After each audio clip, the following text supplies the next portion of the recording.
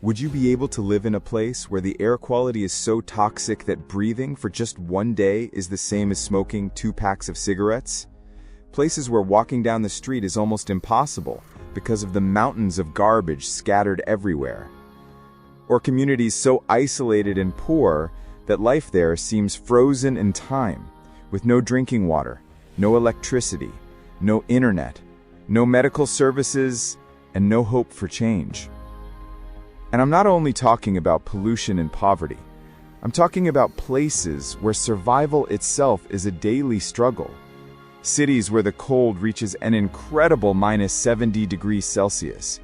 Or regions so hot that asphalt melts under your feet. Places so overcrowded that people live crammed together with no space, no privacy, and often no dignity. In today's video, you will discover the worst places to live on the entire planet. And if you think you've already seen everything, get ready, because what follows will completely change the way you see what it means to live in a horrible place. So put on your mask and gloves and join me on this disturbing journey through Earth's true urban hells. But first, give this video a like and subscribe to the channel. It costs you nothing and helps me a lot to keep bringing you this kind of content. Number 1. Magingo Island, Uganda. In the middle of the gigantic Lake Victoria, in waters disputed between Uganda and Kenya, lies one of the most chaotic and suffocating places on Earth, the tiny island of Magingo. With less than 2,000 square meters, yes, less than half a soccer field, this rock covered in shacks is home to over 500 people, forming one of the highest population densities per square meter in the world. There isn't a single free space. Every corner is taken by precarious constructions made of zinc sheets, wood, tarps, and scraps of recycled metal. The alleys between the huts are so narrow that you can only pass sideways.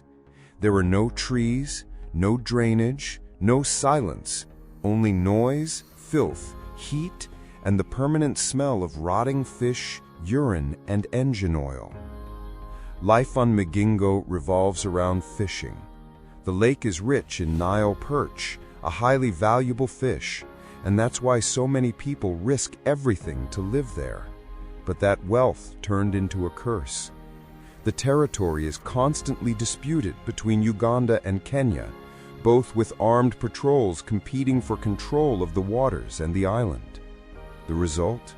Fishermen pay the price, living in inhumane conditions while also facing extortion, threats, arbitrary arrests, and violent conflicts. And that's not all. There are no schools, no hospitals, no drainage system. The water for drinking, cooking, and bathing comes directly from the lake, contaminated with human waste, fish remains, and engine oil. Electricity comes from makeshift generators, and food is always the same: fried fish every day, cooked on stoves surrounded by flies. Diseases are common, and there is no medical care. On Magingo, there is no escape. Heat, misery, and noise are constant. The huts turn into ovens during the day and suffocating traps at night. Sleeping is a challenge. Privacy is a luxury. Peace is impossible. Magingo is not just small. It is claustrophobic, chaotic, unsanitary, a true floating hell in the heart of Africa. And still, hundreds of people insist on calling this rock their home. Number 2. Gaza, Palestine. In some places, poverty, lack of resources, and poor infrastructure already make survival difficult. But in Gaza, the problem has an even crueler name: war. Located between Israel, Egypt, and the Mediterranean Sea, the Gaza Strip is a Palestinian territory where more than 2 million people live surrounded, bombed, and isolated in one of the most densely populated and conflict-ridden areas on Earth. Gaza is frequently described by international organizations as the largest open-air prison in the world. Its residents have no freedom of movement. Borders are sealed. Airspace is controlled. The entry of goods, medicine, fuel, and food is strictly restricted. And when conflict intensifies, destruction is immediate. Missiles, drones, explosions, and rubble become part of daily life. Houses are reduced to ruins. Schools are attacked. Hospitals collapse from the number of wounded. Children grow up traumatized. There is no escape because there is nowhere to go. Even those who survive physically carry mental scars that last a lifetime. Infrastructure is nearly non-existent. The electricity system works on average only 4 hours a day when it works at all. Tap water is unsafe to drink, forcing families to rely on tanker trucks that often never arrive. Unemployment hovers around 50%, and more than 80% of the population depends on humanitarian aid to eat. With every new conflict, Gaza is partially rebuilt only to be destroyed again. Fear never goes away. Sirens announce terror, and underground shelters become the only hope of survival, but there is no safety even inside your own home. Living in Gaza means living with fear. Fear of bombs, of hunger, of not being able to protect your children. It means living with the feeling that the world has forgotten you, or worse, that it never cared. And still, millions of people endure each day in one of the most devastated, unsafe, and uninhabitable places on the planet. Number 3. Lahore, Pakistan. Now imagine living in a place so polluted that the simple act of breathing becomes a daily risk to your health. That is the city of Lahore in Pakistan, carrying a dark title. It is one of the most polluted cities in the world, and that's no exaggeration. It's a reality backed by international indexes. In 2024, Lahore topped the global ranking for air pollution, recording levels of toxic particles up to 30 times higher than the limit considered safe by the World Health Organization. The air is dense, gray, and heavy. For much of the year, a toxic haze covers the buildings, leaving the sky permanently opaque. Breathing in Lahore is literally like smoking 3 packs of cigarettes a day, even if you've never touched one in your life. The consequences are devastating. Children with chronic coughs, elderly people with collapsed lungs, and hospitals overflowing with patients suffering from bronchitis, asthma, respiratory infections, and lung cancer. But the tragedy doesn't end with the air. The streets of the city are a parade of neglect. Garbage piles up on sidewalks, sewers overflow, and the canals that cross the city give off a putrid smell of human waste mixed with industrial residues. In many neighborhoods, especially the poorest ones, people live surrounded by piles of trash, mosquitoes, rats, stagnant water, and diseases, as if it were normal. And that's not all. Street food, though abundant and cheap, is often prepared in alarming conditions. Oil reused over and over again, dirty hands, utensils washed with contaminated water, and tables covered in flies. The popular markets of Lahore are a mixture of stench and decay, where flavor and the risk of food poisoning go hand in hand. Living in Lahore means being constantly exposed to an invisible poison, a poison that enters through your lungs, through the water, through the food, and through the silence of a system that prefers to ignore the fact that its people are suffocating every single day. Number 4. Dharavi, India. In the heart of Mumbai, India's most populated city, lies Dharavi, the largest slum in Asia and one of the most densely populated areas in the world. With more than 1 million people living in just 2.1 square kilometers, Dharavi is a true human labyrinth where every centimeter counts, and even the air seems to be fighting for space. The houses are tiny, stacked on top of each other, separated by alleys so narrow that 2 people can't walk side by side. During the day, the heat builds up like in a greenhouse. At night, there is no ventilation. Drinking water arrives only for a few hours a day, when it arrives at all, and sewage runs openly between the constructions, where children play barefoot and trash piles up in every corner. In fact, garbage is everywhere, on the ground, in the hallways, on the rooftops, and even floating in the small canals that cross the community. Escaping society is impossible. And yet, Dharavi is a world of its own. It's estimated that there are more than 15,000 small factories operating inside the same shacks. Recycled plastic, textiles, ceramics, leather goods, candy, everything is produced there under precarious conditions by informal workers who earn less than $2 a day. The underground economy of the slum moves millions, but that money rarely reaches those who need it most. Overpopulation is a constant danger. When a disease appears, it spreads like fire. Dharavi is not just a slum, it is a raw portrait of inequality, a brutal reflection of a system that allows thousands to survive without space, without health, without security, and without alternatives. Without a doubt, it is one of the worst places to live. Number 5. Yakutsk, Russia. If you like the cold or dream of seeing snow, you'd better think twice before considering a visit to Yakutsk in Russia. Forget the charm of white landscapes or the coziness of hot chocolate. Here, the cold is brutal, relentless, and dangerous. Temperatures frequently reach minus 50 degrees Celsius. To give you an idea, if you boil water and throw it into the air, it instantly turns into ice crystals. The lowest temperature ever recorded in this region was minus 71 degrees Celsius, a record that places Yakutsk among the coldest inhabited places on Earth. And we're not talking about a remote village. Yakutsk has more than 330,000 inhabitants who live year-round in this frozen city. Winter can last up to 8 months, and during much of that time, the sun barely rises. The cold isn't just uncomfortable, it completely changes the way of life.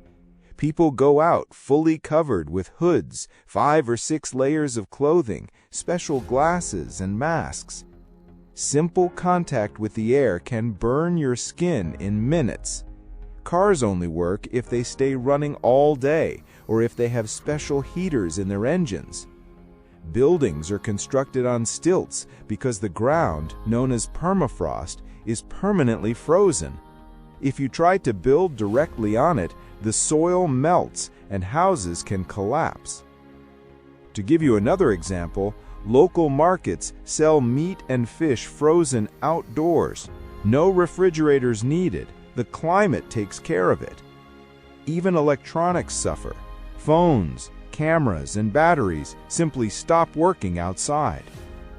And yet, the people of Yakutsk work, study, marry, and raise children in a city where time itself seems to have frozen. Number 6. Rinconada, Peru. At more than 5,100 meters above sea level, nestled in the Peruvian Andes, there exists a city where breathing hurts, where poverty is extreme, and where the absence of law has turned daily life into permanent chaos. The name of this place is Rinconada, the highest city in the world and one of the hardest places to live. Oxygen is so scarce that newcomers often suffer from dizziness, nausea, and constant headaches. The effects of altitude are devastating. Respiratory illnesses, high blood pressure, insomnia, and chronic fatigue. Even for native inhabitants, every movement is exhausting. Running, impossible. Working, a daily challenge. The city has no sewage system and no drinking water. Most people collect water from nearby glaciers, already contaminated with mercury and heavy metals used in mining. And that is precisely what attracts thousands to this city: gold. La Rinconada is a city built on promises of wealth, but sustained by modern slavery, extreme exploitation, and absolute misery. Almost everyone works in illegal artisanal mines. Wages are unstable. Many work for weeks without receiving a single soul, clinging to the hope of finding a small nugget hidden in the mud. The city has no effective police, no public administration, no garbage collection, no hospital, no health inspection. The streets are full of potholes, the houses are fragile, and the smell of sewage and decay mixes with the toxic smoke of gold smelters. La Rinconada is the portrait of hopelessness. No trees, no greenery, no rest. Living here is like inhabiting the top of the world, but hitting rock bottom. Number 7. Makoko, Nigeria. You may have seen a slum before, but this one will surely leave you speechless. In the city of Lagos, Nigeria, there is a place where solid ground disappears and is replaced by dirty water, where poverty doesn't walk, it floats. Makoko is known as the largest floating slum in the world, a community built on wooden stilts driven into the bed of a polluted lagoon, where thousands of people live in raised shacks, makeshift canoes, and shaky walkways. It is estimated that more than 250,000 people inhabit this labyrinth of wood, zinc sheets, mud, and suffering. Most were born there and have never known another way of life.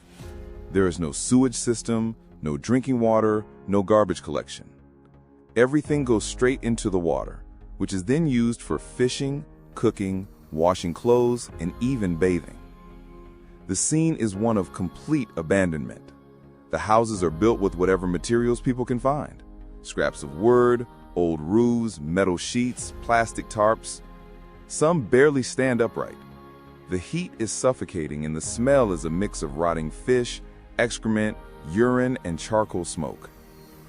Children play in these contaminated waters as if it were normal, swimming among floating plastic bags, bottles, and human waste.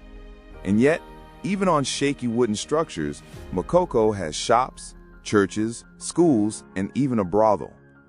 Life is so hard that many women, with no other choice, end up prostituting themselves in exchange for food, coal, or clothes for their children. Poverty pushes everyone into extreme decisions.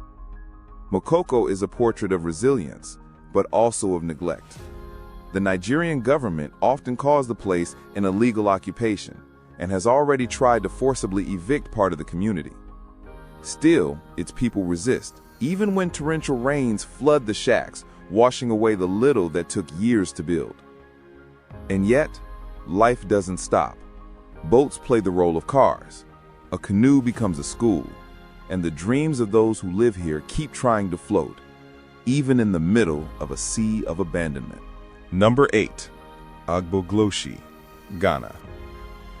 Could you live in a place where countries from all over the world dump their trash?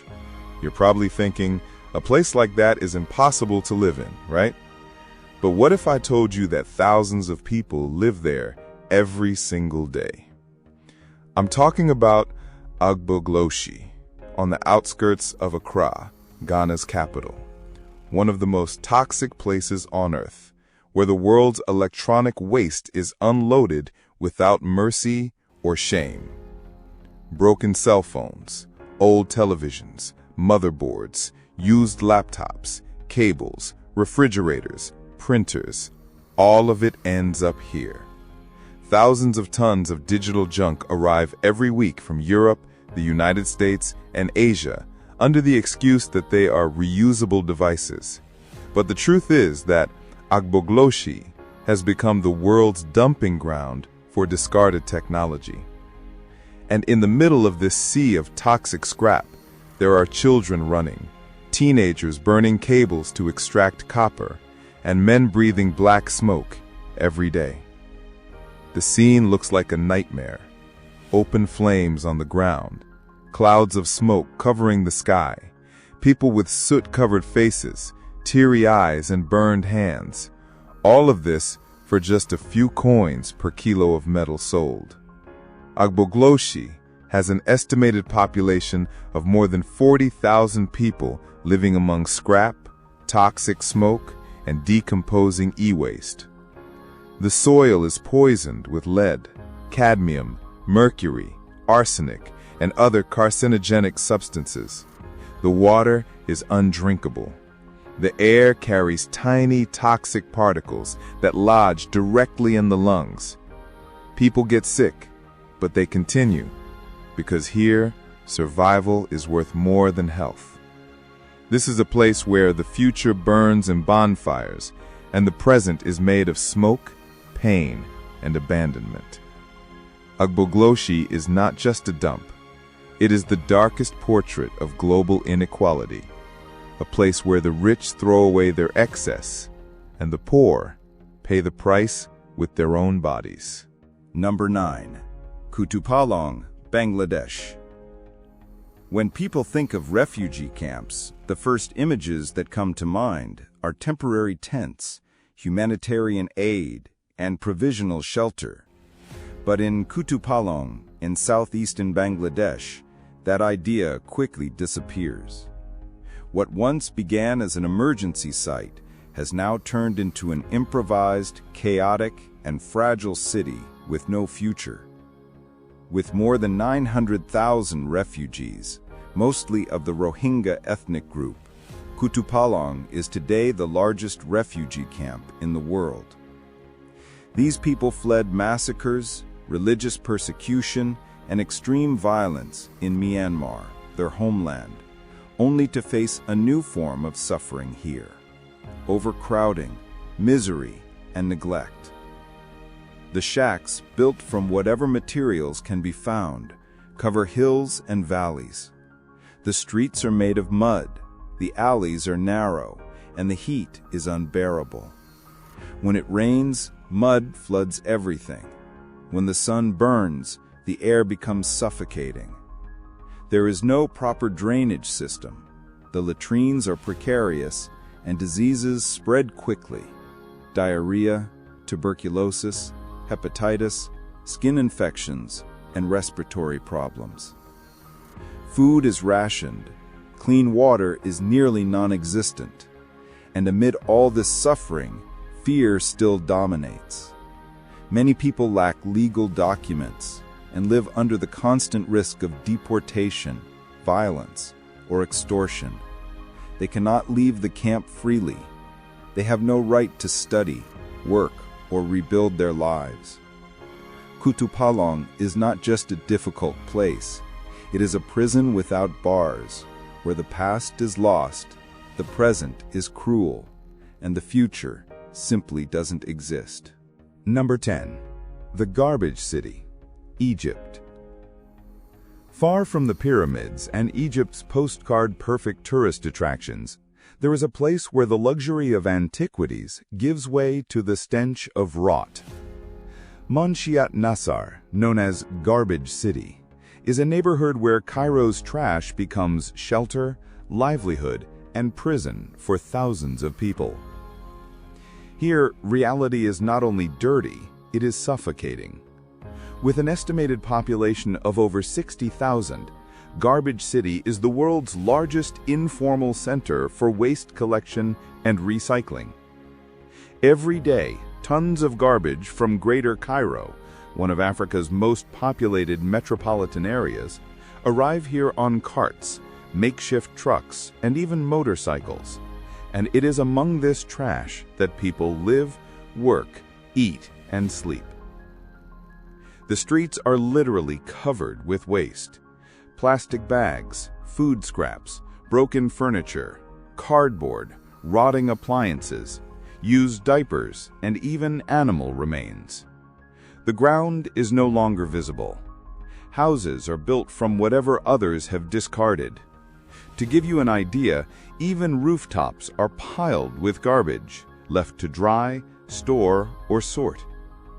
The smell is unbearable, and the risk of fire is constant. It is common to see children playing on mountains of trash, jumping between open bags full of larvae and organic waste. People cook right there, among the debris, using rusty stoves next to trash and animals. And how do they manage to live here? The answer is they've made garbage their trade, their routine, and somehow their way of survival. They are known as the Zabalin, the people of the garbage, a mostly Coptic Christian community, historically marginalized in Egypt. They have created a rudimentary yet surprisingly efficient manual recycling system that transforms up to 80% of waste into reusable materials, much more than what many modern cities recycle. In Manshiet Nassar, garbage is not just garbage. It is the landscape, the routine, the destiny.